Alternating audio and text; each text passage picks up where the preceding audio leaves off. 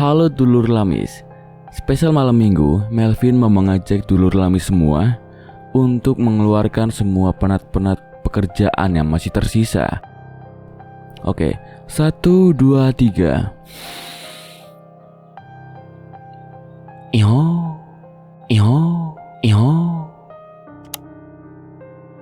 Assalamualaikum warahmatullahi wabarakatuh. Jumpa lagi di Letter Misteri Official. Tentunya masih bersama saya, Melvin Caraka. Melvin akan melanjutkan cerita yang berjudul Kota Gaib Wantira, karya Inna Asmalik, bagian kedua.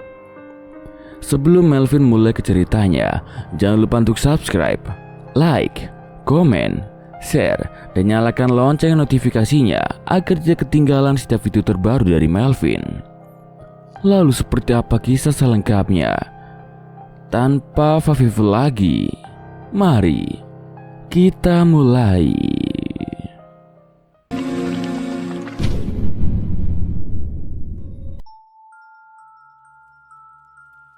Beberapa minggu kemudian, Keisa dan kawan-kawannya akhirnya aktif kuliah kembali. Mereka menjadi sorotan dan banyak yang mewawancarai mereka karena 1 tahun hilang di kota gaib. Kita tidak merasa hilang selama 1 tahun loh. Di sana hanya terhitung 1 hari aja, ucap Firda yang menceritakan ketika mereka berada di alam gaib. Mereka tak mengingat jika pernah melihat mumi dan hantu-hantu lainnya. Yang mereka tahu hanya disambut bak seorang ratu dan raja oleh penghuni bangsa Wantira. Keis, kau kenapa? Murung terus sih? Tanya Faiz saat menghampiri dan ingin duduk di sebelah sahabatnya di kursi koridor kampus. Keisha langsung spontan mendorong Faiz yang ingin duduk di sebelahnya. Kau tak lihat kah? Di sini ada pangeran. Bentak Keisha yang membuat Firda dan Banu langsung membantu Faiz yang jatuh tersungkur. Pangeran apa sih, Keis? Jelas-jelas di sebelah kau itu gak ada orang. Protes Firda yang tak melihat siapapun di sebelah Keisha. Keisha tak menjawab dan hanya diam. Udah mulai gila kayaknya, gara-gara masuk Wantira. Firda mengkhawatirkan Keisha karena ia telah mencuri emas milik kerajaan di sana, lalu kemudian menerima dampak buruknya. Firda menarik Banu dan Faiz menjauh dari Keisha. Kalian ingat gak sih, karena Keisha kita bisa tersesat di sana? Aku rasa urusan Keisha sama penghuni gaib di sana belum selesai, apalagi dia menyebut nama pangeran. Mungkin, tapi untuk apa? Keisha diikuti sama pangeran Wantira? Tanya Banu penuh heran. Entah, kita harus tolong dia. Nggak mau aku. Nanti kalau kita terseret kembali ke sana, gimana? Banu merasa ketakutan. Mau tolong dengan cara bagaimana? Tanya Faiz menimpali. Aku juga bingung. Nanti aku coba bahas ini sama Pak Ustadz. Sementara jika Keisha merasa tersadarkan dirinya, ia merasa ketakutan kalau ada pangeran Wantira yang selalu mengikutinya. Namun, bila pangeran itu tak ada mengikutinya yang terkadang menghilang entah kemana, pikirannya menjadi kacau. Sesaat itu, Keisha berpikir apakah jika dirinya mati, ia tak akan pernah kembali ke dunia jin itu lagi. Tak lama pun Keisha segera menuju ke lantai 3 kampusnya dan berdiri di atas balkon.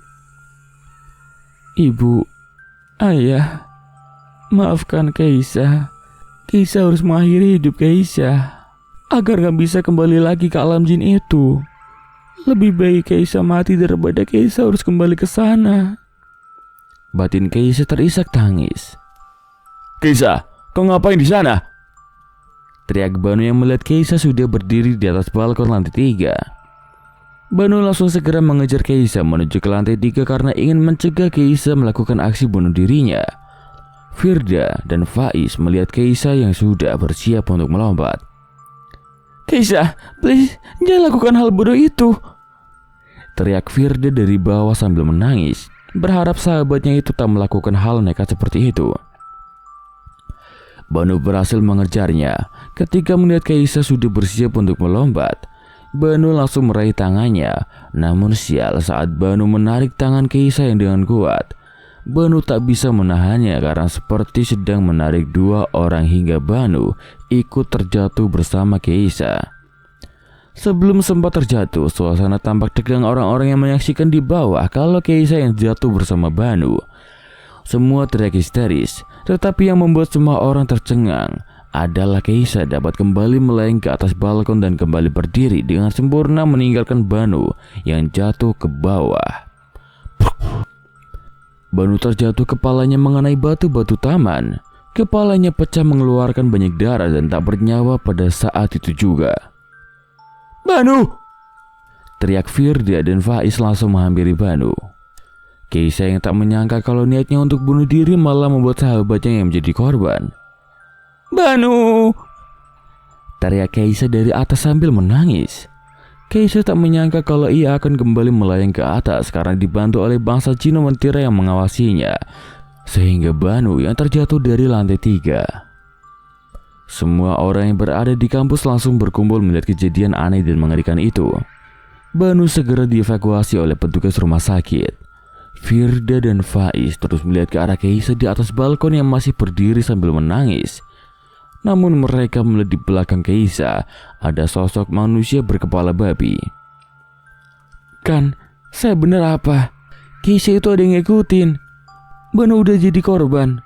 Terus setelah ini apa? Kita?" Firda menangis berteriak frustasi kepada Faiz. Faiz merangkul Firda mencoba menenangkannya. "Semoga tidak. Kita dekatkan diri sama Tuhan saja dan jauhi Keisha kalau gitu." "Sudah saya bilang, Keisha, jika kau menolak dan mencoba berlari, dampak buruk itu akan datang kepada keluargamu atau sahabatmu. Kau lihat sendiri sekarang," ucap manusia berkepala babi yang tepat berdiri di belakangnya.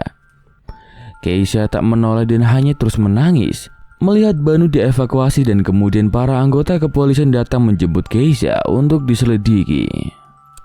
Banu akhirnya dikebumikan, meninggal secara tragis jatuh dari balkon membuat seluruh keluarga dan warga di desa berduka. "Ini semua karena anakmu, Rasti. Kenapa anakmu yang mau bunuh diri malah anakku yang jadi korbannya?" geram Ibu Dina pada Ibu Rasti. Bu Rasti hanya diam saja mendengar itu. Ibu Dina marah-marah kepadanya karena ulah dari putrinya. "Maaf Bu, kita tidak tahu kejadian sebenarnya," ucap Pak Karim, ayah Keisha yang mencoba menenangkan Ibu Dina. "Semua sudah jelas Keisha bersalah. Semua yang menyaksikan melihat Banu ingin menolong Keisha yang mau bunuh diri," saut Ibu Dina kesal. Sementara Keisha, ia tidak ikut pergi ke pemakaman Banu dan memilih hanya menyendiri di kamar karena merasa trauma dengan kejadian kemarin. "Banu mati karena aku," gumam Keisha dengan tubuh bergetar ketakutan sambil melihat wajahnya di hadapan meja rias. Dari cermin Keisha melihat Pangeran Wandira muncul tepat di belakangnya dan Keisha kemudian menoleh ke arahnya. "Sudah cukup. Jangan jadikan keluargaku atau sahabatku menjadi korbannya lagi," ucap Keisha ketakutan. "Waktu kamu untuk kamu pergi 3 hari lagi. Pamitlah pada keluargamu," pesan Pangeran Wandira dan memberikan 1 buah peti kecil berisikan jubah kuning dan secari kertas berisikan mantra agar Keisha dapat masuk ke alam Wandira. Keisha tak menjawab. Jika ia berontak dan menolak untuk ikut, sudah pasti Pangeran Wandira akan murka dan mencari korban lainnya. "Jika kamu terlambat dalam hitungan menit saja, semua akan berakibat fatal," ucapnya dan kemudian menghilang. Keisha berteriak frustasi, menangis dan memukul-mukul dirinya sendiri. Keisha tak ingin jauh dari kedua orang tuanya. Bagaimana perasaan ibu dan ayahnya kalau nyatanya putri mereka satu-satunya justru memilih untuk tinggal di alam gaib. Lusa, Keisha sudah masuk ke kampus dan ia menjadi sorotan banyak orang. Kebanyakan orang yang melihatnya malah menjauhi dirinya karena mereka berpikir Keisha akan menjadi korban berikutnya. Bila ada orang yang memiliki indera keenam, pasti dapat melihat jika dirinya dikawal oleh sosok manusia berkepala babi. Meskipun Keisha juga tak tahu makhluk-makhluk itu tengah mengikutinya. Firda dan Faiz terlihat menjauhi Keisha karena mereka sangat ketakutan sekali jika berikutnya mereka yang akan menyusul Banu. Saat Keisha mendekat, mereka segera mencari alasan untuk pergi. Tinggal menghitung waktu. Esok petang Keisha harus kembali ke Wontira. Sebenarnya Keisha ingin berpamitan kepada sahabatnya kalau ia sudah tak akan tinggal di alam nyata lagi bersama mereka. Namun sepertinya sahabatnya takut kalau Keisha akan menyeret mereka ke dalam masalah lagi. Setelah pulang dari kampus, Keisha hanya duduk diam di teras rumah melihat pemandangan sekitar, karena besok Keisha sudah tak ada di dunia nyata lagi. Guys, pergi makan dulu. Oh iya bu, kalau Keisha nanti hilang, ibu langsung yakinkan Keisha itu mati dan tak pernah kembali lagi ya. Ucap Keisha ada yang membuat ibunya terkejut dan merasa heran dengan apa yang diucapkan oleh putrinya itu. Kamu bilang apa sih Keisha? Memangnya kamu menghilang kemana? Bu, Keisha punya calon suami yang gak akan mungkin ibu dan ayah akan merestui hubungan kita berdua. Jadi tolong restui kita apapun yang terjadi ya bu. Ucap Keisha, kemudian menangis dan memeluk ibunya. Calon suamimu siapa Keis? Keisha gak bisa bilang sekarang bu, nanti ibu dan ayah akan tahu sendiri. Ibu Rasti tak mengerti kenapa putri semata wayangnya bicara seperti itu. Namun Ibu Rasti memiliki firasat yang kuat kalau Keisha akan meninggalkannya untuk selamanya. Apapun yang terjadi, ibu sangat sayang sama kamu Keisha. Ucap Ibu Rasti memeluk putrinya begitu sangat erat. Pelukan hangat terakhir yang Keisha rasakan dari sang ibu yang sangat ia cintai. Keesokan harinya, Keisha mencoba mencari kedua sahabatnya di tempat mereka biasa menongkrong bersama. Dan benar saja, Keisha melihat Faiz sedang memainkan gitar dengan Firda yang sedang bernyanyi. Keisha mencoba menghampiri, namun mereka malah hendak pergi. Gak usah pergi, karena setelah ini kalian tak akan pernah melihatku lagi. Teriak Keisha menghentikan langkah kedua sahabatnya. Apa maksud kau? Sore ini aku akan pergi ke kebun kopi perbatasan itu, dan aku hanya ingin pamit dengan kalian untuk mengucapkan kata selamat tinggal. Untuk apa kau ke sana? Kalian tak ingat? Aku akan kembali ke sana setelah berhasil membawa kalian pulang. Untuk apa kau kembali lagi? Kalian akan tahu setelah aku gak ada. Maka bila mana aku menghilang, tolong jangan cari aku. Galikan saja kuburanku dan anggap aja aku udah gak ada di dunia ini. Siapkan aku kuburanku dengan nisanku yang bertuliskan namaku. Bila mana di alam gaib aku mati, jasadku dengan sendirinya akan mengisi kuburan itu. Jelas Keisha sambil menangis di hadapan sahabatnya. Keisha, apa kau masih ada ikatan dengan bahasa gaib di sana? Kau sudah mengakui kesalahanmu kan? Iya sudah, tapi aku akan tetap kembali ke sana. Ini demi kalian dan keluargaku. Jawab Keisha. Relakanlah aku demi kalian. Ucap Keisha menangis. Faiz dan Firda menghampiri Keisha dan memeluknya dengan sangat erat. Sulit, tapi bila itu keputusanmu, demi kami dan keluargamu lakukanlah. Meskipun kami sebenarnya ingin kau tetap di sini. Ucap Firda yang juga menangis memeluk Keisha. Sementara mereka akhirnya saling berbincang lama hingga Keisha lupa waktu kalau nyatanya ia harus kembali ke Wontira sebelum azan maghrib berkumandang. Angin berhembus kencang seperti datangnya angin topan. Keisha langsung melihat arloji di tangannya. Matanya membelalak saat waktu yang dibutuhkan menempuh kebun kopi tersisa 30 menit lagi. Padahal jarak tempuh untuk pergi ke kebun kopi perbatasan itu butuh waktu 4 jam. Aku harus pergi. Aku sudah terlambat. Tolong antar saya ke kebun kopi, Is. Keisha minta tolong kepada Faiz untuk mengantarnya. Oke, naiklah. Ucap Faiz meskipun terpaksa dan takut kalau harus mengantar ke area kebun kopi lagi. Faiz langsung membonceng Keisha dengan mengendarai sepeda motornya, meninggalkan Firda di tempat. Firda terus menangis melihat kedua temannya kini sudah menuju ke tempat tanggar itu. Is, lebih cepat lagi!" teriak Keisha saat waktu sudah menghabiskan 10 menit. Padahal Faiz sudah mengendarai motor dengan sangat cepat, bahkan hampir 100 km per jam. Tetapi Keisha merasa Faiz mengendarai dengan sangat lambat.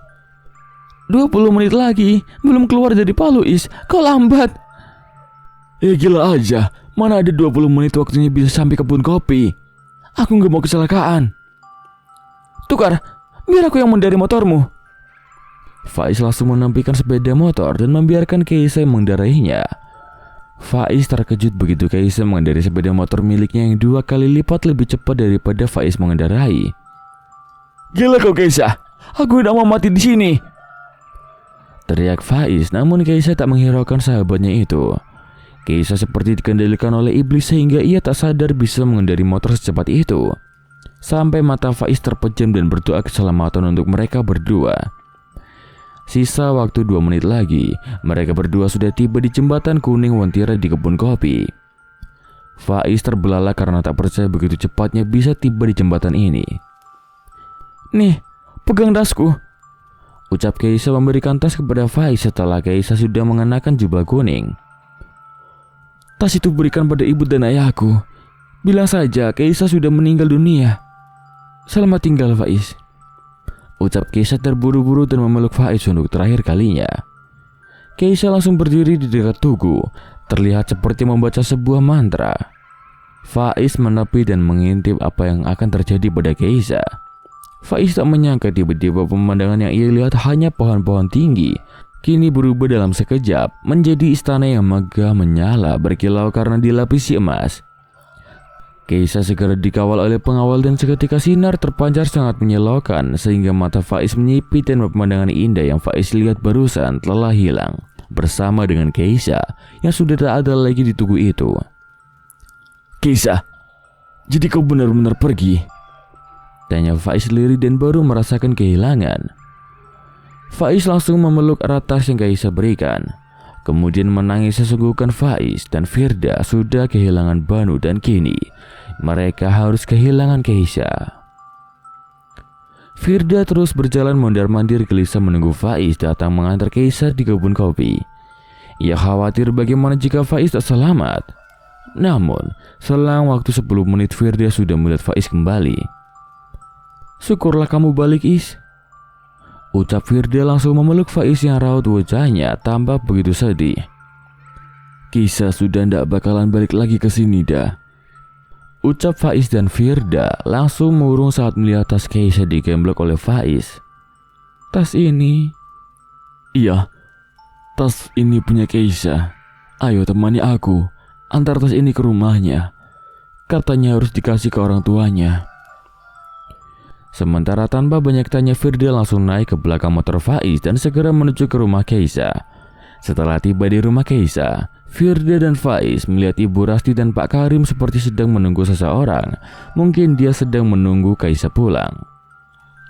Faiz, Firda, mana Keisha? Ini Bu, Keisha hanya memberikan tasnya untuk dibawa pulang, ucap Faiz sambil memberikan tas milik Keisha. Keisha minta dibuatkan kuburannya besok. Anggap saja Keisha sudah meninggal karena dia tak akan pernah kembali lagi untuk pulang. Keisha kemana? Keisha pergi ke kebun kopi Wontira, Bu. Dia akan menikah dengan makhluk di sana. Ndak, mana mungkin Keisha akan kembali ke sana? Bentak Ibu Rasti yang langsung menangis histeris karena kehilangan putri semata wayangnya. Keisha harus melakukan itu, Bu. Katanya demi kalian, supaya nggak menjadi korban dari bangsa Wontira itu. Jadi dia mengorbankan dirinya sendiri, jelas Firda kemudian. Keisha bilang apa sama kalian? Kenapa kalian mau mengantarnya ke sana? Tanya Pak Karim sambil mengusap bau istrinya yang terus menangis memeluk tas milik putrinya. Pak, Keisha diancam harus segera masuk ke alam sana. Kalau dia tidak pergi ke sana, nyawa kalian dalam bahaya, jawab Faiz. Sementara berduka karena kehilangan Keisha, ada mobil mewah berwarna kuning langsung memarkirkan mobilnya di pekarangan rumah Pak Karim. Firda segera mendekati Faiz dan berdiri di belakangnya. Firda trauma dengan mobil kuning karena mobil itu persis membawa mereka masuk ke alam lain. Ada beberapa orang keluar dari mobil memakai jas berwarna kuning dan tepat di atas bibirnya tidak ada garis bibir. Kedua mata mereka pun sama sekali tak berkedip. Itulah ciri-ciri bangsawan Tira. Mereka harus berjalan menghampiri Bu Rasti dan Pak Karim dengan membawa beberapa peti yang sangat besar, layaknya membawa hantaran pernikahan. Kami diperintahkan untuk mengantar hantaran ke rumah kalian karena Tuan Putri Keisha akan menikah dengan pangeran kami, ucap salah satu pengawal. Kalian ini dari jin bangsawan Tira? Tanya Pak Karim. Mereka tak menjawab dan hanya mengangguk satu kali. Kembalikan putriku. Kami tak sudi kalau Keisha harus menikah dengan bangsa jin seperti kalian, bentak Pak Karim geram. Sudah kesepakatan Keisha, jika dia tak bersedia menikah dengan pangeran kami, nyawanya akan dihabisi dan disiksa di sana. Begitu juga kalian yang akan kami buat bernyawa di sini, jelas salah satu pengawal. Pak Karim akhirnya diam. Dia takut kalau Keisha akan disiksa oleh bangsa jin di sana. Tanpa berbasa-basi, pengawal itu berlalu pergi dan masuk ke dalam mobilnya. Kemudian mobil itu keluar dari pekarangan rumah. Faiz mencoba mengikuti sampai pagar rumah, namun mobil itu menghilang dalam sekejap tanpa bekas. Pak, kenapa Papa tadi nggak tanya? Apa mantra untuk masuk ke alam sana supaya kita bisa bertemu dengan Keisha? Bu, Keisha sudah nggak bisa kita ikut campuri. Kalau kita masih terus mencampuri urusan mereka dan mencoba membawa Keisha pulang, yang ada mereka akan membunuh Keisha. Keluh Pak Karim lemah. Aku hanya ingin melihatnya untuk terakhir kalinya, Pak. Memastikan apakah benar Keisha itu bahagia di sana, ucap Ibu Rasti yang masih terus menangis. Faiz, bantu aku membuka beberapa peti ini. Faiz dan Firda membantu membuka beberapa peti yang dibawa pengawal Mantira. Isinya di dalamnya adalah emas dan jumlah cukup banyak sekali. Satu peti emas murni, peti lainnya berisikan seperti buah yang segar, makanan yang enak, pakaian yang bagus dan lainnya. Tas yang Keisha kembalikan mulanya kosong kini berisikan banyak uang. Ibu, jangan pernah cari Keisha ya. Keisha sudah bahagia di sini karena akan menjadi permaisuri pangeran di sini. Keisha sudah sah menjadi penghuni bangsawan Tira. Demi kebaikan kita, anggap saja Keisha sudah meninggal. Galilah kuburan di dekat rumah dan tulislah namaku di batu nisan itu. Kabarkan saja pada orang-orang kalau aku sudah meninggal karena sakit. Aku akan terus menyuruh para pengawal untuk mengirimkan ibu dan ayah uang sebanyak yang tadi dikirimkan setiap harinya. Berarti terhitung setiap tahun di alam sana. Berkat aku berada di alam Mantira ini, aku bisa memperbaiki perekonomian keluarga kita kan, Bu? Ya, berbahagialah kalian. Keisha sangat menyayangi kalian. Isi surat dari Keisha untuk orang tuanya. Faiz langsung menyeka air mata karena malu kalau harus menangis di depan orang tua Keisha yang sebenarnya dia juga sangat merasa kehilangan Keisha, sahabatnya. Begitu juga dengan Firda yang menangis mengeluarkan air mata. Ibu Rasti langsung meremas surat yang Keisha berikan dan terus menangis sesungguhkan. Pak Karim pun tampak meneteskan air matanya karena harus merelakan nasib putri satu-satunya itu. Apalah guna harta sebanyak ini kalau kami kehilanganmu, Nak? Rintih Ibu Rasti yang masih memeluk tas gemblok milik Keisha yang kini sudah terisi banyak uang. Keesokan harinya, Pak Karim langsung membuatkan kuburan untuk Keisha, memanggil Pak Ustadz untuk mendoakan putrinya. Para warga menjadi heran mengapa Pak Karim memberikan kabar Keisha sudah meninggal. Nanti setelah dikubur, siapa yang memandikannya dan siapa pula yang mensolati jenazah Keisha. Sampai para warga bertanya-tanya satu sama lain karena ada kejanggalan atas kematian putri Pak Karim. Kemarin pagi saya lihat Keisha masih duduk di teras loh. Kenapa bertanya sudah meninggal dan udah beres dikubur? Siapa yang mandiinnya? Siapa yang sholatin? Ibu Karmila sangat merasa heran setelah pulang dari rumah Ibu Rasti. Kayaknya Keisa ini jadi tumbal pesugihan Pak Karim deh, Bu. Masa Pak Karim mendadak kaya setelah kematian Keisa anaknya? Sahut Pak Ismail, suami Bu Karmila. Kamu tahu dari mana, Pak? Pak Karim mendadak kaya. Aku lihat sendiri tadi, Bu. Waktu memanggil Pak Karim di kamarnya, pintu tadi terbuka sedikit dan aku melihat ada satu peti emas dan banyak sekali uang, Bu. Wah, kalau gitu sudah jelas Keisa jadi tumbal pesugihan orang tuanya. Jasad mereka dijadikan tumbal dan tidak dikubur, makanya tak disolatkan dan dimandikan, ucap Ibu Karmila. Iya, Bu. Bagaimana kalau malam nanti kita coba gali kuburan Keisa untuk memastikan? Iya benar, Ibu setuju, Pak, sahut Ibu Karmila pada suaminya. Malam hari, tepat pukul 11 malam, Pak Ismail dan Ibu Karmila masuk ke pekarangan belakang rumah Pak Karim untuk menggali kuburan Keisa. Mereka mencoba memastikan kalau jasad Keisa tidak ada di dalam kuburan karena dijadikan tumbal pesugihan oleh Pak Karim. Cepat, Pak, galinya, ucap Ibu Karmila sambil menyenter kuburan Keisa yang sedang digali oleh sang suami. Terdengar suara tertawa makhluk halus yang membuat mereka menjadi takut. Apa itu, Bu? Ayo, Pak, cepat abaikan suara itu. Seperti ada bayangan putih melayang dan membuat Ibu Karmila menjadi bergiting ngeri. Namun, karena ia penasaran dengan kuburan Keisa, mereka pun memberanikan diri. Ayo, Pak, cepat, Pak, ucap Ibu Karmila berkali-kali kepada sang suami. Pak Ismail terus menggali kuburan dan tiba-tiba datang guntur menggelegar dan hujan deras membasahi mereka berdua. Tetapi Pak Ismail tak putus asa dan terus menggali kuburan Keisa. Setelah papan nisan sudah terlihat, Pak Ismail mencoba membuka salah satu papan agar bisa terlihat apakah ada jasad di dalam lubang itu dan memastikan itu adalah jasad Keisa, anak dari Pak Karim. Ada, Pak?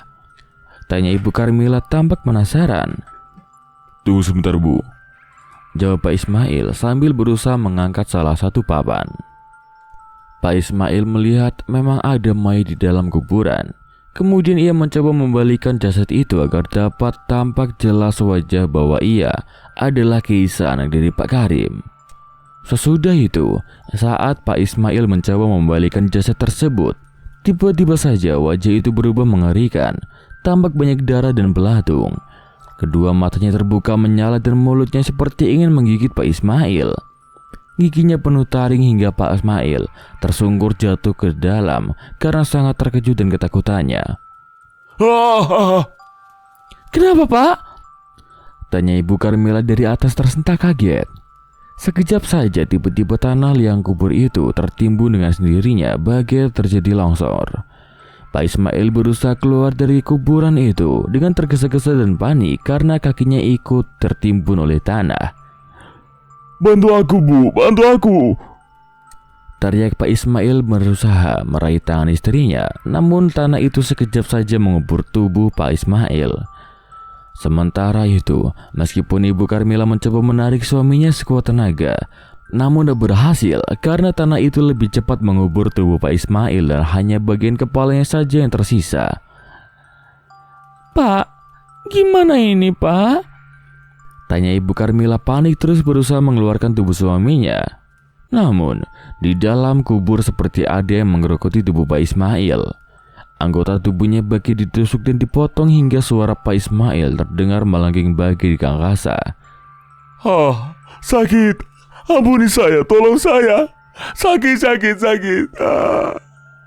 Pagi Pak Ismail terdengar begitu memilukan. Tolong! Teriak Ibu Karmila panik dan terus berteriak. Tiba-tiba tanah kuburan itu meledak hingga membuat wajah Pak Ismail menjadi membiru serta mengeluarkan bau yang sangat busuk dan tampak darah dari lubang hidung serta telinga hingga mulutnya. Tak lama kemudian Pak Ismail pun tewas seketika itu juga. Setelah itu, Pak Karim dan Ibu Rasti langsung menuju ke pekarangan rumahnya saat mendengar Ibu Karmila berteriak meminta tolong dengan bersama dengan warga lainnya. Ada beberapa warga yang datang menyaksikan bagaimana bisa Pak Ismail tewas mengenaskan di dalam tanah kuburan Keisa. Para warga segera saja membantu menggali kuburan dan mengambil tubuh jasad dari Pak Ismail yang ternyata tinggal sebelah. Kakinya menghilang dan yang tersisa hanya bagian kepala saja sampai ke perut. Isi perutnya pun beruraian keluar. Para warga heran mereka tak dapat menemukan kaki Pak Ismail di dalam kuburan Keisa. Dan warga masih melihat jasad Keisa masih terkubur di bawah sana. "Itu Keisa, Pak?" tanya Ibu Rasti berbisik kepada suaminya. Pak Karim hanya mengangguk. Ia juga merasa keheranan. Bagaimana bisa putrinya ada di dalam sana, sedangkan ia tahu Keisa sedang berada di alam lain. Pak Karim berpikir mungkin hanya jin yang menyerupai wajah putrinya. Ibu Karmila pun terus menangisi kematian suaminya yang begitu tragis dan di luar nalar. Ibu Karmila pun semakin yakin kalau Pak Karim itu memakai pesugihan.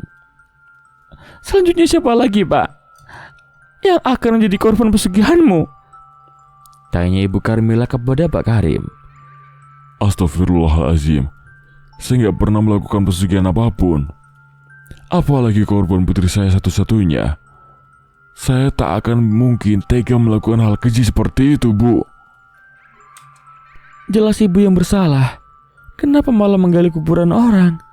Itu makanya ibu dan suami ibu mendapatkan ganjarannya akibat selalu mengusik hidup orang," sahut Ibu Rasti geram. "Kalian bisa kaya mendadak tak mungkin kalau kalian gak menggunakan pesugihan." Ibu Karmila terus yakin dengan dugaannya terhadap Pak Karim dan Ibu Rasti. Sudah, tak boleh main hakim sendiri. Apalagi kita sedang berduka atas kepergian Pak Ismail.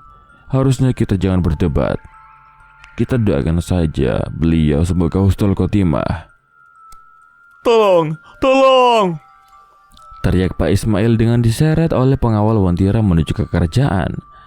Sementara ternyata jasad Pak Ismail ditukar dengan masuk ke dalam alam lain karena sebenarnya Pak Ismail belum meninggal di dunia nyata. Pak Mail sangat terkejut saat melihat Keisa duduk di sebelah Pangeran Wantira. "Di mana saya? Kenapa ada Keisa di sini?" tanya Pak Ismail kebingungan.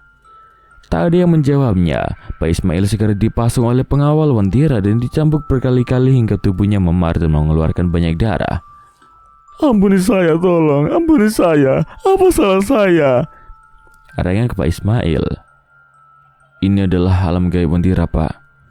Bapak dihukum karena beraninya menggali kuburanku dan berniat membuat berita kalau orang tua aku melakukan pesugihan.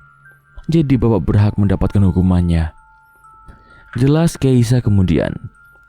Keisa yang biasa hatinya sangat lemah lembut, kini berubah menjadi sosok perempuan tanpa belas kasih sedikit pun. Ia pun menjadi perempuan yang memiliki banyak dendam. "Ampuni saya, Keisa, ampuni saya.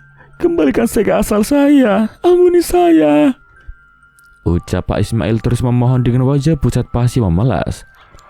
Pangeran Wantira menunjukkan bahwa Pak Ismail di alam nyata sudah dinyatakan meninggal dunia secara tragis dan kehilangan separuh tubuhnya. Pak Ismail melihat dirinya sendiri lewat sinar cahaya yang terpancar di tempat itu. "Sekali lagi saya mohon ampun dan kembalikan saya," rengek Pak Ismail terus menerus. Ia merasa menyesal telah menyampuri urusan Pak Karim dan Ibu Rasti. "Bawa dia," perintah Pangeran Wantira kepada pengawalnya untuk membawa Pak Ismail dibawa ke tempat penyiksaan di alam Wantira yang tampak seperti neraka. "Tidak, saya mau pulang. Maafkan saya, Keisa, tolong saya," teriak Pak Ismail sambil diseret oleh para pengawal. Tetapi Keisa hanya diam saja, tak mau menanggapi karena ia sangat kesal Pak Ismail berniat untuk memfitnah ayah dan juga ibunya. Malam hari nampak gelap, pekat dan mencekam karena tak ada bulan dan bintang menghiasi malam. Yang ada hanya terdengar suara binatang seperti melengkapi suasana malam. Ibu Rasti masuk ke dalam kamar kecil milik putri semata wayangnya. Melihat di meja belajar putrinya ada foto Keisa masih kecil yang sedang dipangku oleh Ibu Rasti dan Pak Karim yang terlihat sangat bahagia kala itu. Ibu Rasti sesekali mengusap wajah putri semata wayangnya di foto dan tak sadar air mata itu menetes jatuh membasahi pipinya. Ibu Rasti memeluk bingkai foto itu dan berbaring di atas kasur milik Keisa. Tak lama Ibu Rasti segera terbangun saat ada yang mengganjal di bawah bantal tidur putrinya. Ia mendapati sebuah kotak kecil yang berisikan secari kertas. "Ngata Uentira," ucap Ibu Rasti dan membaca tulisan di bawahnya seperti mantra untuk masuk ke dalam mentira. "Apa kalau aku menghafal mantra ini aku bisa masuk ke alam itu dan bisa menemui putriku?" Ibu Rasti kemudian membawa secari kertas itu keluar. Ia berniat menghafal sebuah mantra untuk membuka jalan menuju ke alam mentira. "Biarpun aku dianggap mati di dunia ini, tak apa asalkan aku hidup bersama anakku Keisa di alam sana." Hari ini, Firda pergi berbelanja buah-buahan di sebuah pasar. Saat Firda hendak memilih-milih, ada seseorang dari belakang yang memintanya untuk bergeser. "Permisi," ucap seseorang yang merasa terhalang oleh Firda saat sedang memilih buah mangga. Firda pun agak bergeser dan memperhatikan seorang perempuan dari ujung rambut sampai ujung kaki yang baru saja datang. Semua pakaian yang dia kenakan berwarna kuning, dari sepatu, baju, rok, bahkan topi dan payungnya pun serba berwarna kuning. Perempuan itu menoleh ke arah Firda. Firda terkejut saat dia melihat perempuan itu tak mempunyai garis di atas bibir. Firda segera mundur, kemudian membayar belanjaan dan berlalu pergi dengan tergesa-gesa. Firda sadar perempuan yang berada di dekatnya itu adalah bangsawan Tira. "Hei," sapa seseorang menepuk pundak Firda. Firda menoleh perlahan karena takut jika bangsawan Tira yang menegurnya. Kalau lihat bangsa lain sedang belanja di sini, kau jangan seperti orang ketakutan. Nanti mereka tersinggung dan marah. Anggap saja mereka manusia biasa seperti kita," ucap Ibu Anti, penjual buah yang memberitahu Firda. "Bangsawan Tira sering berbelanja di pasar ini, Bu?" tanya Firda kemudian. "Iya, sering. Dan jumlah mereka tidak sedikit di pasar ini. Dan mereka berlalu lalang layaknya manusia biasa. Tapi kami tak berani menegurnya." "Tapi uang yang mereka berikan itu apa asli, Bu?" "Ya asli." Firda tertegun sejenak. Mereka memang tidak terlihat seperti jin, namun seperti manusia dan juga berinteraksi dengan manusia seperti biasanya. Semua orang di pasar sudah tahu dan tak asing lagi dengan kedatangan penghuni dari alam Mentira yang berbelanja di tempat mereka. "Maaf Ibu, di sini percaya kalau kota Mentira itu nyata." "Jelas nyata, kenapa tidak? Ibu tahu mantra untuk masuk ke dalam sana enggak?" "Tidak, sebagian warga di sini tahu, lebih tepatnya di daerah kebun kopi. Tapi kalau masuk ke sana antara dua kemungkinan saja. Kamu bisa pulang atau tersesat selamanya di sana." Firda sangat rindu dengan Keisa. Tetapi apakah Firda bisa bertemu dengan Keisa saat dia bisa berkunjung ke sana? Bagaimana kalau nyatanya dia bisa pergi masuk ke dalam Mentira namun tak bisa kembali? Dia ingat dengan seseorang bapak-bapak yang pernah ditemui saat mereka tersesat. Bapak itu bekerja selama 1 hari yang terhitung di alam nyata selama 1 tahun lamanya. "Kalau saja saya bekerja di sana, pasti ekonomi keluarga saya sangat baik. Seperti yang kemarin kulihat, Keisa memberikan sejumlah uang banyak kepada keluarganya setelah dia menghilang di dalam nyata. Kau tak usah berhayal bisa masuk ke sana. Masuk ke sana tidak sembarangan orang. Meskipun mantranya sudah dibaca, kalau bangsawan Tira tak mau menerima, maka kalian tak akan pernah bisa masuk ke sana." Jelas Ibu Anti membiarkan lamunan Firda. "Ah, tidak. Saya tidak ada bermaksud untuk masuk ke sana." Firda segera beranjak dari pasar itu dan mengantarkan belanjaannya ke rumah dan barulah dia pergi ke kampus. Serius itu Keisa kemarin masuk ke Wintera lagi? Dia kawin sama orang sana. Terus dia tidak akan kembali lagi gitu?" tanya teman kampusnya bernama Yana. "Siapa bilang? Kami dengar rumor saja, benar kan dah?" Yana ingin memastikan penjelasan dari sahabat dekatnya Keisa tersebut. "Keisa itu sudah meninggal. Kalian datang saja ke rumahnya, di belakang rumahnya itu ada kuburan." "Tidak dah, Keisa itu tidak meninggal. Dia itu dibawa sama bangsawan Tira untuk dinikahi." Firda tak menjawab. Ia merasa jenuh saat datang ke kampus pasti pembahasannya soal Wantira dan Keisa. Firda langsung pergi ke toilet untuk membasuh wajahnya. Tampaknya Firda sangat frustasi atas kehilangan sahabatnya. sahabat kecilnya saat dari TK sampai kuliah mereka selalu bersama. Keisha, kenapa kau pergi sih? Kenapa kau korbankan dirimu untuk kami? Seharusnya kami berada sama kau di sana. Kami disiksa juga, bukan cuma kau yang tersiksa. Keisha, teriak Firda sambil menangis. Firda segera berpikir untuk mengakhiri hidupnya di alam nyata dan menyusul Keisha di alam gaib. Dia langsung mencari Faiz untuk menemaninya pergi ke kebun kopi. Gila kau, mau apa kau ke sana? Kau nggak usah nekat. Masih baik Keisha kasih kita pulang. Kau malah mau masuk lagi. Faiz langsung memarahi sahabatnya yang tersisa itu. Tapi di sana bukannya tidak buruk, Is. Di sana kan seperti surga di dunia. Seperti kita waktu di sana ketemu Pak Karman. Dan dia bisa pulang membawa begitu banyak harta setiap tahunnya. Hanya terhitung 1 hari. Ucap Firda seperti gelap mata ingin masuk ke dalam mendira. Nggak. Selalu orang yang masuk ke sana bisa keluar lagi. Mungkin saja Pak Karman punya ilmunya, makanya dia bisa keluar masuk mendira semaunya. Kalau kita apa dah? Faiz mencoba menjelaskan Firda dengan tegas. Walaupun di sana dapat merubah nasib kita, tetapi tetap tak ada yang indah selain di dunia nyata ini. Firda terdiam sejenak, kemudian dia mendapatkan pernyataan bahwa dari orang tuanya di kampung jika tidak bisa melanjutkan kuliah karena ayah dan ibunya sudah tak sanggup membiayainya. Firda ingin merubah kehidupannya menjadi lebih baik, dan salah satunya adalah pergi ke Wantira. Kalau kau Is, kau enak diri keluarga berada, tak memikirkan biaya kuliah dan lainnya. Tapi aku... Jadi kau mau masuk Wantira karena itu? Tanya Faiz dan Firda mengangguk. Dah, bersekutu dengan jin itu sama saja kita musyrik. Iya, tapi gimana? Tuhan saja tak berikan apa yang lebih baik untuk saya. Terus saya harus apa? Putus asa menerima keadaan? Teriak Firda frustasi. Faiz hanya terdiam saat sahabatnya sudah dibutakan keputusasaan, menghadap kepada Tuhan dan percaya kalau dengan kepergiannya ke Wantira, dia akan mampu merubah nasibnya menjadi lebih baik. Bu, Panggil Pak Karim pada istrinya. Saat baru masuk ke dalam rumah, Pak Karim mencari ke dapur dan ke kamar bahkan ke halaman rumah di belakang, tetapi Ibu Rasti tetap tidak ada. kemana perginya Rasti? Pak Karim menjadi kebingungan. Tak lama Pak Karim pun segera menghubungi nomor sang istri, namun tak bisa dihubungi. Kemana dia? Tak biasanya. Pak Karim merasa khawatir dan hendak mencarinya ke rumah tetangga.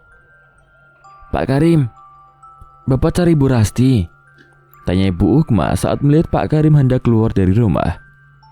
Iya Bu, apa Ibu melihat istri saya? Sepertinya tadi naik rental mobil sih. Saya lihat dan saya tanya, katanya mau ke Pantai Timur kebun kopi ketemu saudaranya. Jawab Ibu Ukma. Apa? Kebun kopi? Pak Karim tampak terkejut. Di sana istriku tak memiliki saudara. Apa jangan-jangan dia pergi menemui Keisha? Batin Pak Karim.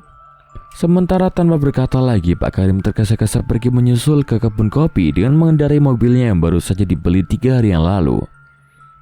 Bagaimana caranya Rasti bisa bertemu dengan Keisha? Pak Karim kembali membatin sambil mengendarai mobilnya dengan sangat kencang menuju ke kebun kopi. Di sana Ibu Rasti sudah berada di dekat Tugu Wantira.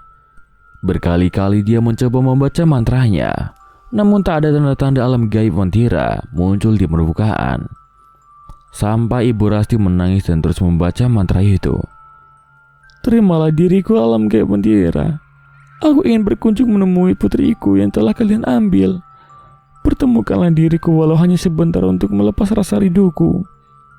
Ucap Ibu Rasti menangis dan terus membaca mantra itu. Angin berhembus sangat kencang. Guntur pun menggelegar. Langit tak lagi membiru dan muncul kabut-kabut hitam pekat. Terdapat sebuah cahaya di sebuah balai warna kuning. Cahaya itu memperlihatkan tangga emas yang menjulang tinggi ke atas langit. Ibu Rasti segera berjalan menaiki anak tangga itu satu persatu. Sementara setelah sudah sampai di ketinggian, Ibu Rasti menghilang bersama dengan cahaya tersebut. Langit pun kembali membiru. Guntur tak terdengar lagi dan angin telah lenyap hilang bersamaan dengan Ibu Rasti yang kini sudah meninggalkan alam di dunia nyata.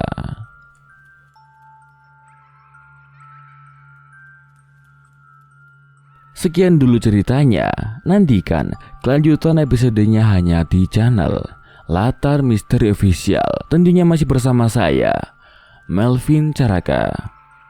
Sebelum Melvin tutup, jangan lupa untuk subscribe, like, komen, share, dan nyalakan lonceng notifikasinya agar tidak ketinggalan setiap video terbaru dari Melvin. Baik, dulur Lamis, Melvin tutup. Sekian, wassalamualaikum warahmatullahi wabarakatuh.